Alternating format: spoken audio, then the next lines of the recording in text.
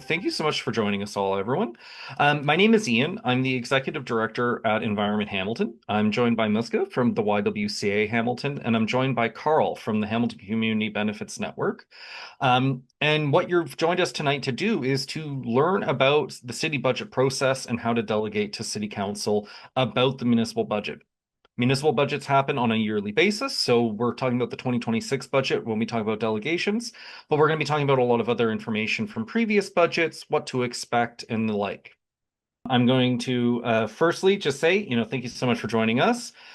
This event is being hosted by the YWCA Hamilton in collaboration with Environment Hamilton and the Hamilton Community Benefits Network.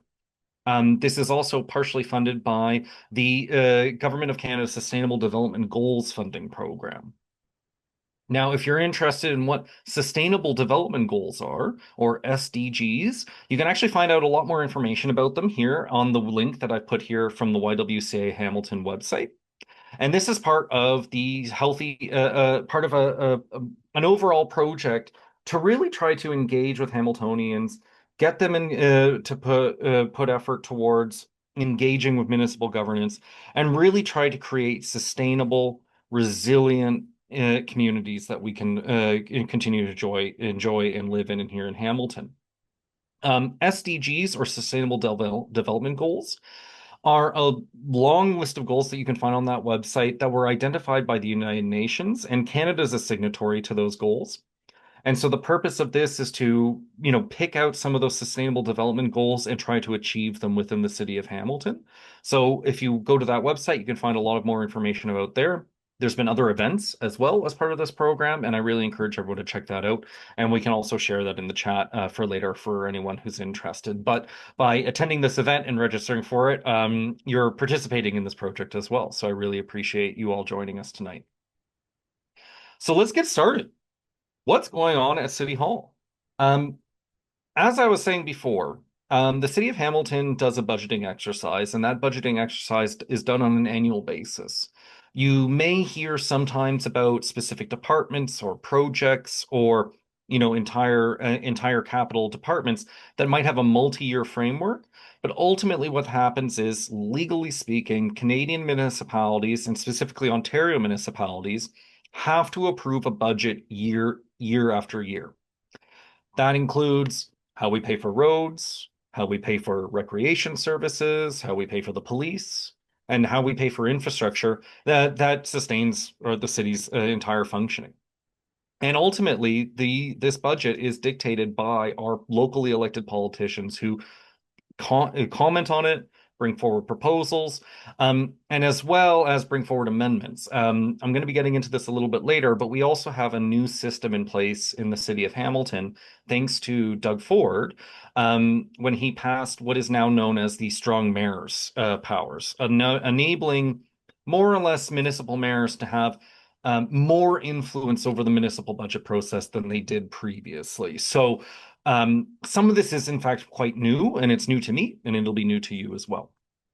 So just to start things off, I'm sure a lot of folks have maybe seen, if not this exact image from 2025 from last year, or something similar, which is how the city presents how tax dollars are spent. What you'll often see is a breakdown of this based off of the average home valuation. And so if you're a homeowner and you know what the average home valuation might be, and you know what you might be paying in your property taxes, this kind of helps you get an idea of what you're contributing through your property taxes that you pay to the city, what you're getting out of them. If you're a renter, this may not make that much sense to you because you don't own the property that you live in, yet you are contributing to that system by paying taxes to your landlord, who then pays their property taxes. And in fact, just as a little quick fact, as a renter in the city of Hamilton and pretty much anywhere else in Ontario, you're probably actually paying more in taxes than the average homeowner relative to your income. But as you can see here on this graph, it breaks down how the budget is being spent in 2025. This was approved in 2024. So you can see, of the, let's say, $5,361 that the average Hamiltonian is spending on property taxes, 590 goes towards education. $882 of those dollars goes to the Police and Services Board. $70 goes to the public health system, 417 to transit, and so on. And we'll see similar things to this. So this was from 2024. So this was approved mostly in 2023. As you can see here, it says based on council's approved budget from February 15th of 2024. Because in a lot of cases, what ends up happening is the final vote approving a budget for a certain year is done in that year. And ultimately, when we say budgetary cycles, a lot of this work that we see that's happening starts happening around in October of November. We've already seen some of that happen here in Hamilton, and then it goes forward for discussion into the new year. But in reality, there are city staff who are working on the budget year round. Like the budgetary work for them doesn't really ever stop. It just kind of like turns over into the next year. But this is how ultimately the city of Hamilton decides to share how this is going to be done year over year. And then, interestingly enough, as well in 2024, we also saw some provincial legislation come through that did, in fact, more or less reduce the burden on new development in the amount of taxes that they were paying. And the city of Hamilton at the time made the decision that we need to convey this to the public because their taxes are going to be going up more than we would like it to. And so we included this graph here that I pulled from the City of Hamilton website for their Budget 2024 page, which really tried to emphasize this. Sorry, I'll just go back one second.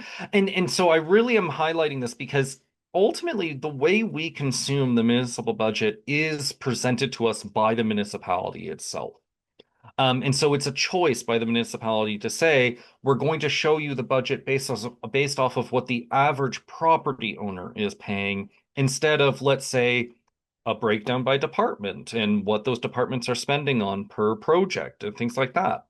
That's information you can, in fact, get, and we're going to talk a little bit about that. But ultimately, the way that the city of Hamilton presents the budget each year is a choice that that city is making with the approval of mayor and council as well. So this was something that was new for this year. We often hear about there's a rate supported budget and a tax supported budget. Rate supported budget are things like budgeting that comes from water rates, things like that. And then you have the tax supported budget. Interestingly, here presented here is as a result of that Strong Mayors Act powers that we've seen get implemented.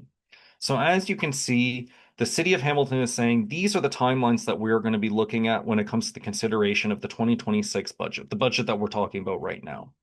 And they offer three scenarios. Very specifically, scenario one is the budget comes forward and it gets approved. The second scenario is the budget comes forward, there's some amendments to it, and then there's some further discussion. And then the third scenario is there's amendments, and then there's some votes, and there's some disagreement, and things will take ultimately a lot longer than, adopting the budget as soon as December 10th for the rate supported budget or February 2026 for the tax supported budget.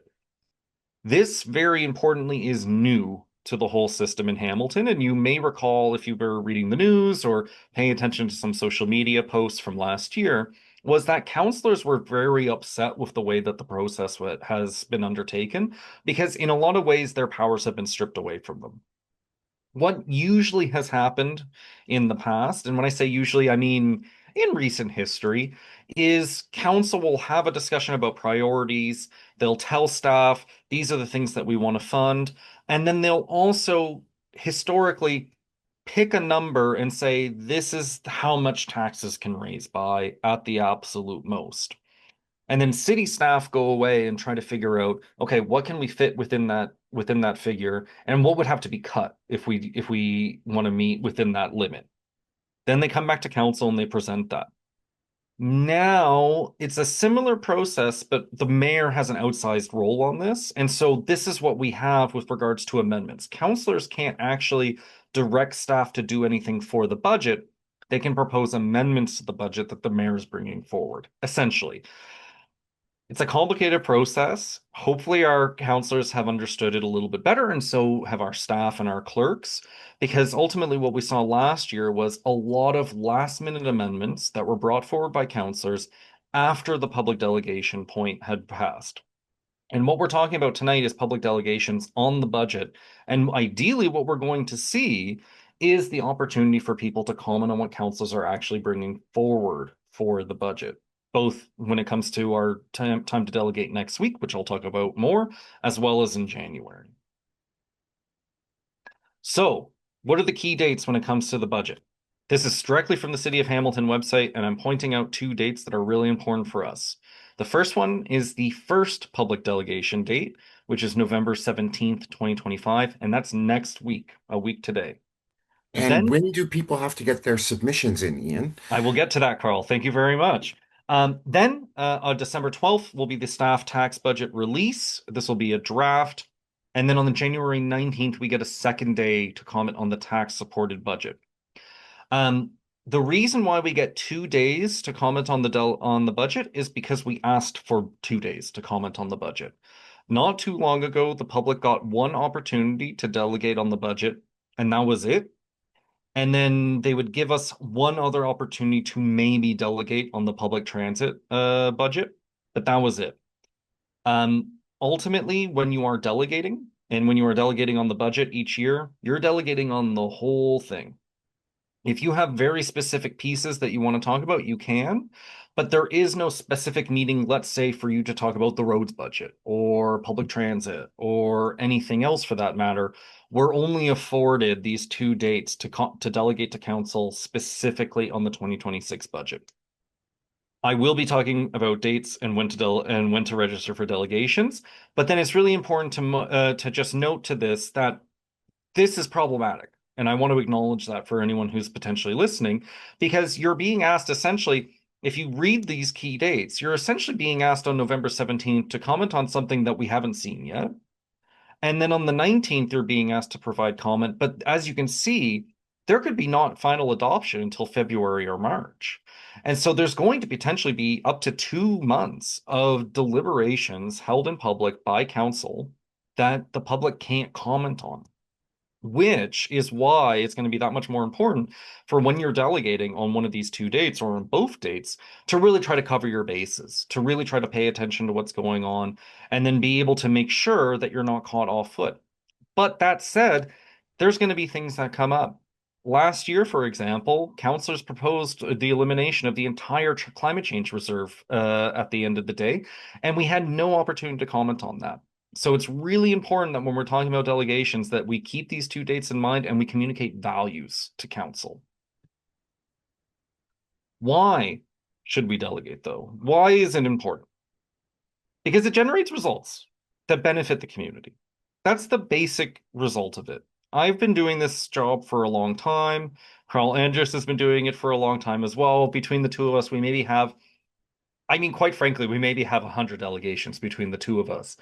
And I can honestly say to you, the only times I ever see anything get done in the city of Hamilton is when the public makes it clear to the city of Hamilton what they want to see get done.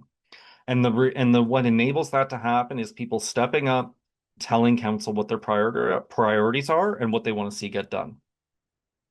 Influencing policy outcomes as an ordinary resident seems impossible, but we can work together to do so. For example, and I'll be handing it over to Carl in a little bit, but for example, the massive win that we had that was undone by legislation from the province to say no to an urban boundary expansion was only accomplished after hundreds of people delegated over dozens of meetings on this issue. The sidewalk snow clearing that we've seen that the city undertake along routes that have transit, that only happened because there was multiple delegations from many different people over many years, in fact, on this to ask for this. And so it's really important to register to delegate, to make it clear what we want to see happen, and tell council what your priorities are, because that's the only way you're going to see anything happen in the city of Hamilton that you want to see happen. And now this slide is to remind me that I'm going over to a different tab in my screen. So, how do you register to delegate to City Council? What you're going to do is you're either going to go to the City of Hamilton website and you're going to find the request to speak to a committee of council page. It's under the City Council and Committee page subfield. The easiest way to find it, just go to Google and type in City of Hamilton Delegation.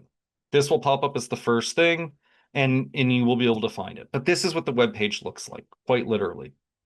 And you're going to find a lot of information on this web page telling you how you can delegate, what all the different processes are. But I'm going to be just going through the things that we need to know to register for one of these public delegation days. So let's say it's the November 17th one next week. As you can see, they have guidelines for delegating to city council, for standing committees, for other committees, and things like that. Very important to note, a delegation to council can only be done in a written form. And when I am saying that you're going to be registering to delegate in person or verbally to council next week, you are in fact actually technically delegating to a standing committee. And these are the standing committees that the City of Hamilton has right now. So for next week, on November 17th, if you go to the City of Hamilton Council Committee calendar, you will see that on the 17th, the only committee meeting that's happening is a General Issues Committee. General Issues Committee is just what they put any topic that doesn't belong specifically in one of the other committees that deals with, emergency community services, public works, if you're talking about transit and the like there too. You'll find some guidelines and information about how to do a written submission, a pre-recorded submission, as well as oral submissions. Really important to note here, if you want to submit a written delegation, this is great. It'll be put on the agenda.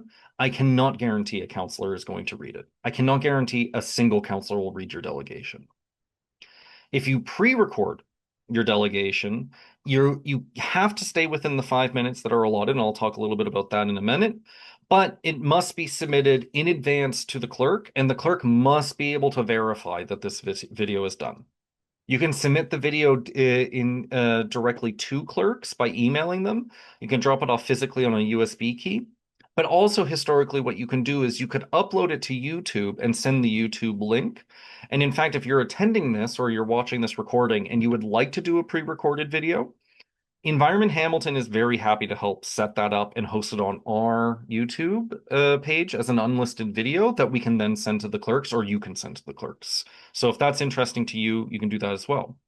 But the most effective way of communicating with council is doing an oral submission during the hybrid meeting. This can be either done in person or over virtually over their what they have a program that isn't Zoom, they call WebEx, and that's what the City of Hamilton uses for these public meetings. So you can do it either in person, which is, I think, really great, puts you there in City Hall, allows you to connect a little bit better with city councilors, or you're going to do so virtually. This has to be done before noon the day before the meeting. In the case of the budget delegation day that's coming up on Monday the 17th, that means you have to submit your delegation request by noon of the Friday before that Monday. It's one business day. So if you want to delegate on the 17th, you have to register to delegate. And by register to delegate, I mean submit your request to delegate before noon on Friday. And in fact, this is how you do so. And you'll see here, they really highlight it here. You have to submit them there. If you're doing a pre-recorded video submission, you have to do it you have to do it by Thursday, basically, by noon. That's just for the clerks to ensure that the video will work. And because we're delegating on the full budget, it's a general issues committee meeting. So you would highlight that. And then you would say if you're delegating in person or virtually. For me, I'm going to be delegating in person, and I'm not going to be delegating via a pre-recorded video. And then you just fill out your information. My name is Ian Borsick. I work for Environment Hamilton, but in the case of anyone else who's on this call, you don't have to name it. You don't have to include an organization in this. And in fact, if you're not delegating on behalf of an organization, just leave it blank. You are just delegating on behalf of yourself as an individual resident and you're there to communicate what you would like to see the city of Hamilton do with your property tax dollars, so with the dollars that you have contributed to the city. You'll fill in the rest of your information here. You need to ensure that you provide an email and phone number that you have regular access to. This is so that the clerks can contact you if there's a complication. The meeting gets delayed. There was an issue with processing something. Just ensure that the clerks can follow up.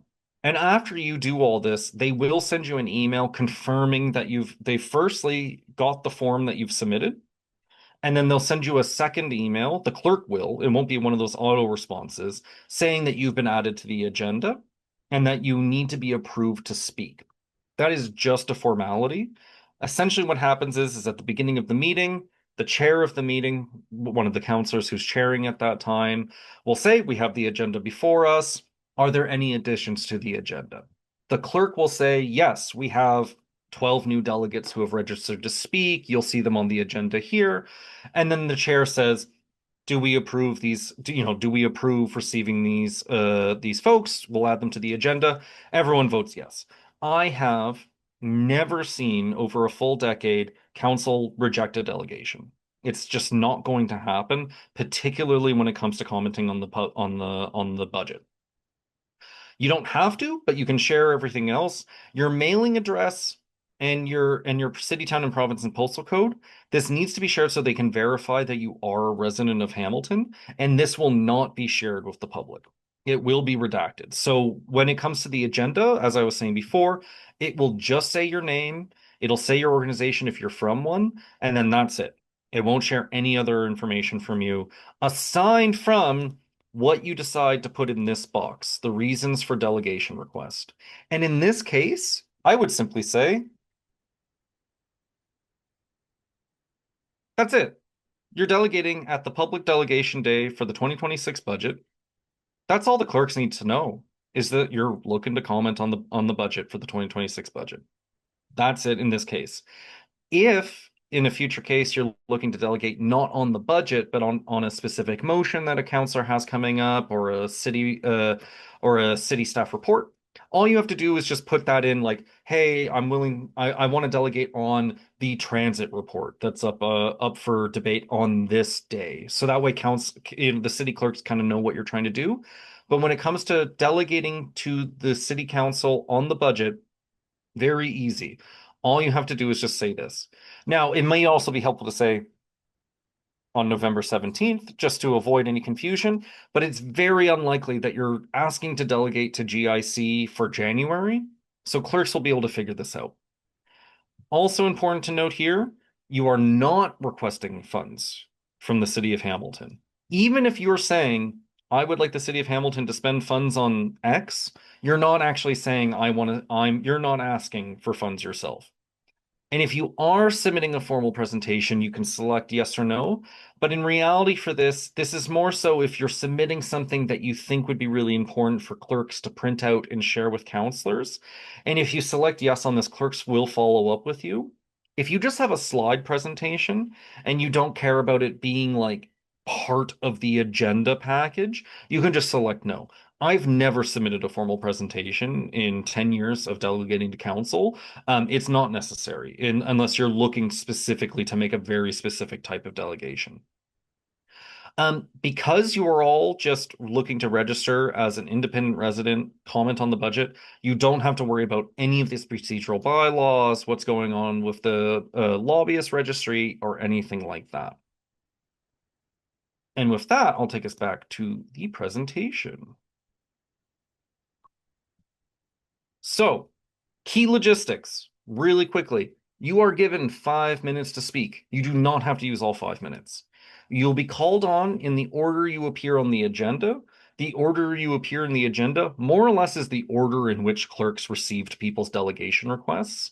If you aren't there, likely you had issue logging into WebEx, you're parking, or you're stuck on a delayed bus and you're just not there for when you're supposed to be delegating, they will return to you at the end of the list.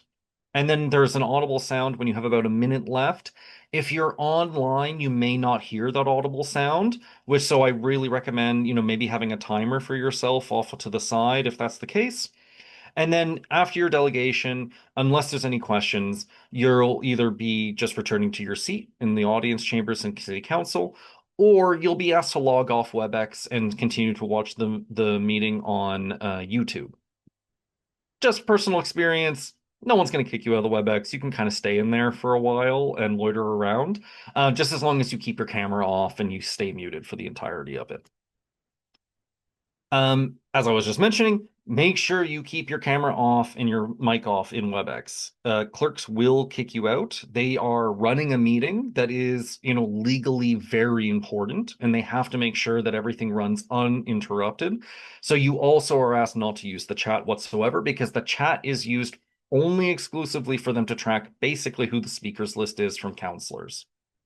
Then, of course, whether you're in person or not, just try to be respectful of the meeting and other delegates in particular. It's very thrilling to do your first delegation and you want to return to your seat and talk about how it went, but someone's going to be going right after you. So I really recommend just, keeping that excitement inside and watching the other delegates as they go through. Things to keep in mind though. It's council's job to listen to us. It's not their job to tell us how things are. We elect them. We are actually going to be entering an election year next year. So, of all of the budget deliberations, this is the one that they need to be paying attention to the most on. You are helping them by doing this. I know it doesn't seem like that, but you are, in fact, helping council do their job. You're making their jobs easier by delegating. And it's important to keep that in mind. You do not have to be an expert. You can share your lived experience. You can share opinion. You are not expected as an individual resident in the city of Hamilton to be able to speak to everything that you are speaking on. You are, in fact, helping them by communicating these values. And in fact, it can be more effective to communicate values, to tell a story, to share a lived experience than try to cite some, research that you found the week before or anything like that. If that's what you want to communicate, that's great, but it's not necessary. And it's really important to keep that in mind that you are doing them a favor by just sharing your opinions. Don't stress about forgetting points or missing something in your notes. You are only given 5 minutes. Counselors know that.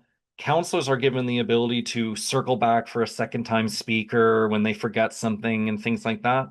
You are going to make a mistake at some point when you're doing a delegation. Don't worry about it. Just stay focused and give yourself time to really just talk through the pieces that you really want to make sure you're talking about. After a delegation, you will need to wait and see if you have any questions. Because that this is a public delegation day that we're talking about with both the 17th and that date in January, there's a very good chance that no one will receive a question from a city councilor, or like one person will receive 12 questions. Questions from councilors can sometimes be just a point of clarification. Sometimes they can feel like an unrelated question that feels like they're trying to just prove a point about a separate conversation they were having amongst themselves, or it could seem challenging in some ways.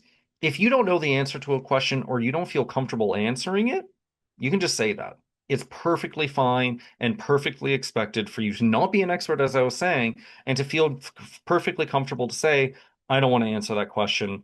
I don't know the answer to that question specifically or anything like that.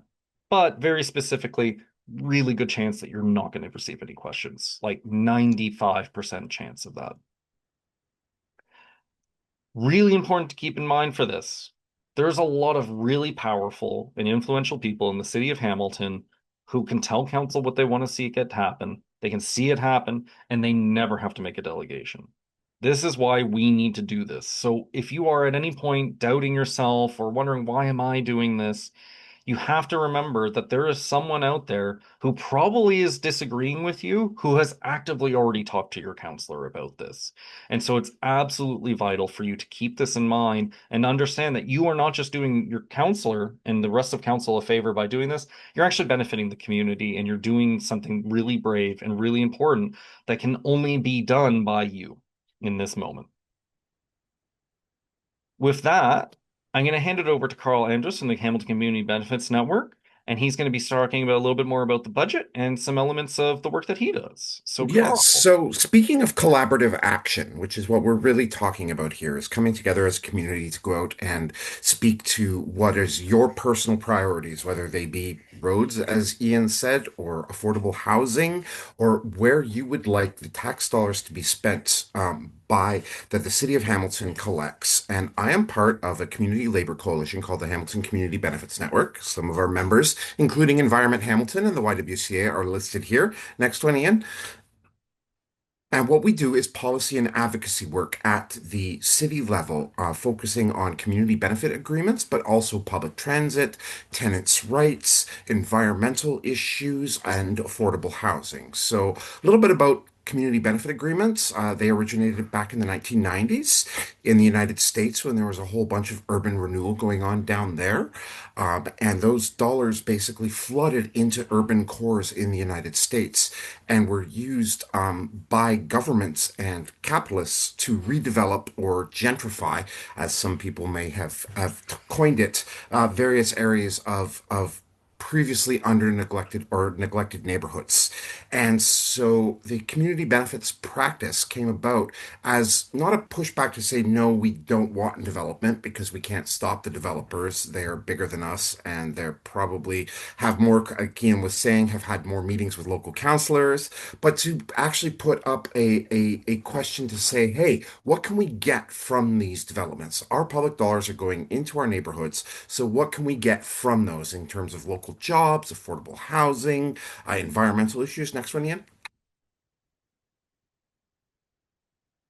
So the Community Benefits Network has been working with the City Council to try and come up with a community benefits framework. And that is going to be a framework that basically underwrites how the city of Hamilton spends some of its money that we're talking about here in the budget. And last year, actually at GIC, there was a tie vote, as you can see there on the February 2025, and this is why it's really important, and we'll get into this in a little bit more depth in a minute, on why your particular voice is very important under the budget. There was an amendment to fund the community benefits framework, a very critical framework that's going to establish how the city spends on its key infrastructure dollars and whether those go locally to local businesses or to it, to improve employment situations in our local communities, whether they go to social enterprises or how we are going to fund the various infrastructure projects that we do.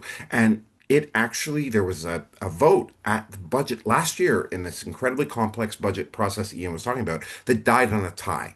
So there was a motion moved by Cameron Kretsch, a city councilor, to bring forward 75K towards moving a community benefits framework, and it died on a tie at that very marathon budget meeting last year. Next slide.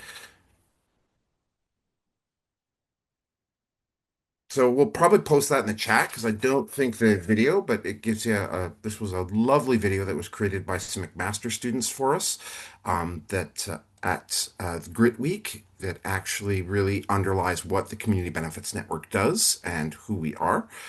So I'll post that in the chat and then Ian, you can probably flip to the next one.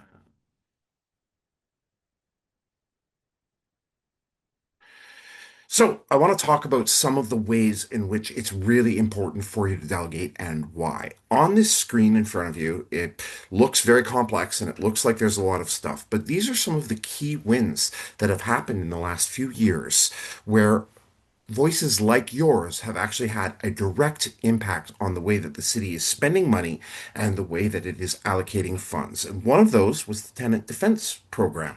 That was actually a core method where the city of Hamilton actually gives the legal clinic money every year to defend tenants at the landlord tenant board who are being rent evicted from their homes, who are getting above guideline rent increases, who are having what they call N12s and N13s, so being bad faith evicted. And it actually provides money for legal defense for those tenants. We look here at the safe apartment building bylaw, another key bylaw that was passed by the city of Hamilton, but actually took residents coming out to delegate in order to get it funded. So the city passed a bylaw, but what it didn't do was pay for any of the people to enforce that bylaw. It was a really tricky thing. So a collective of us all had to go out and speak up and say, no, no, we really want the city to spend money on hiring bylaw officers to enforce this particular bylaw, or in this case, these several bylaws. And the same thing happened with, as you can see here, the HSR Next program, moving Hamilton forward. It's basically doubling the amount of transit that's in the city of Hamilton over the next 7 years. And that again came out because people like yourselves came out and delegated, next slide, on core issues that were important to them. So another one Ian alluded to earlier here was the city's responsibility for sidewalks. So prior to 2022, only Ancaster shoveled its sidewalks. And since then, again, because of folks like us who've come out and delegated many, many times, as Ian alluded to, on this particular issue, the city council decided to spend some money on priority one and priority two roadways where there are transit lines and actually shovel those sidewalks for accessibility, creating a more accessible city of Hamilton during our winter months. Next one. So again, last year, right at the that critical budget meeting that I was talking about that happened, there was a whole bunch of issues that came up. And this is where, again, your voice really matters. Like we are talking about the renovation of the Cathedral Boys School that created 100 shelter beds, a grant to the YWCA that created Carol Ann's Place and the Good Shepherd Drop-In Center. Both of those happened because people came out and delegated and gave support to city staff and support to community organizations to give counselors the, we'll call it the political will to push some of these things forward. So these are a few of just very quick highlights of budget items that have happened because of direct action by folks coming out and delegating to council. Next slide. So again, here's another classic example. Over the 2025, the city is investing 17.8 million in surplus funds from the budget right into affordable housing and supportive housing units. This is part of an overarching strategy that the city estimates will put another almost, it says 15, but almost 20 million in affordable housing through the Housing Sustainability and Investment Roadmap. And prior to 2020, the city didn't even not have a plan for affordable housing or a long-term goal. Again, took residents to come out and say, this is where we want our tax dollars spent and how we want our tax dollars spent. And part of that is these 21 housing projects that are supposed to create at least 700 affordable and 500 additional housing units by 2027. Next slide. So last year, as I was saying, on the chopping block, literally at that marathon budget session I talked about with the 75K for the Community Benefits Network, were all of these things that you see before you. Now, I'm not going to go through each and every one of them, but there was a whole bunch of things that were on the chopping block that it took people coming out to talk about and defend that made sure that councillors did not cancel these items. Now, Ian's alluded to how the budget process has gotten a little bit more complicated, but council can overrule the mayor. And of course, the mayor having support of residents like yourselves coming out to talk about these issues gave her the ability to then go ahead and move these. Like I said, see how the safe apartment bylaw, look there. They were about to pause it, removing 17 full-time employees to make sure that the safe apartment bylaw I mentioned earlier wouldn't be implemented. They were canceling bike lanes. There was a public engagement, senior mental health positions. So whatever issues are really core to you and that you really feel passionate about, you need to let council know, especially this year when we're looking at an austerity budget. Ian didn't quite allude to it, but what happens in an election year is councillors suddenly turn very, very different from the way that they are in previous years. So they will suddenly become fiscal hawks and not talk about spending a cent or raising tax dollars at all because they're in an election year. So you going out and showing them, no, I think this is important. This needs to have money spent on it is a very important voice. Next slide. Yeah, just really quickly, Carl. I think it's also really important to note here, you referenced the HSR before. We've seen historic investments in the HSR, but in 2017, council very specifically did not fund the year of the 10-year transit strategy we were in at the time. And as a result, we had thousands of missed hours of service before that year was over. And really, it was since then council has remained committed. But everything that you've listed here was approved by council, knowing what the cost was going to be. And then in the last, weeks of the budget, they proposed these cuts. And it wasn't through a process of saying, well, what is the nice to have, what is the need to have? These were all what counselors identified as nice to haves, even though they all had the full support of council, in some cases, unanimous approval. Just, in some cases, like 6 months, 4 months before the budgetary process. So I really just want to highlight that. It's just council will approve something knowing the cost. And at the last minute go, "Ugh, I don't know about this." And that happens not just in Hamilton, happens everywhere. But it's really important to note just because council votes in favor of something does not mean it will actually be implemented. Well, until the budget is actually passed, it's not fully implemented. So exactly. So that's why it's really important. And I saw a question around written submissions and pre-recorded submissions. So pre-recorded submissions are played at least on the big screen in City Council, and they also go up on the YouTube. Now, whether or not councilors are paying attention to your written, verbal, or pre-recorded delegation is a good question and something you should definitely ask them. But for sure, you're at least played on the video and it's loud in council chambers and right in front of everyone to see when you do that pre-recorded delegation. Yeah, and thanks, Carl. And I think we'll go into the Q&A next, but just before we wrap up, included the link here to the project. If anyone's interested in getting more guidance or just advice on any of these things, me and Carl have included our own direct emails here. You can reach me or Carl at any point, and we're more than happy to answer any questions you might have about delegating, particularly before next Monday, but anytime after that, reach out to us, send us an email and say, I have some questions about delegation. Can you help me out here? And even if it's just reading over your notes and letting you know if we think it sounds like a great delegation, just for that little bit of validation, just to kind of help you build up your confidence, more than happy to do that as well. And As I again, said, like Ian mentioned earlier, if you want to do a pre-recorded delegation and you'd like to use perhaps a Zoom meeting, we could record and submit for you. So we're more than happy to help you make sure that your voice is heard. yeah. And so with that, we'll actually end the recording and we'll go into the Q&A now. But we really appreciate if you're watching this in the future on a recording. Thanks for tuning in.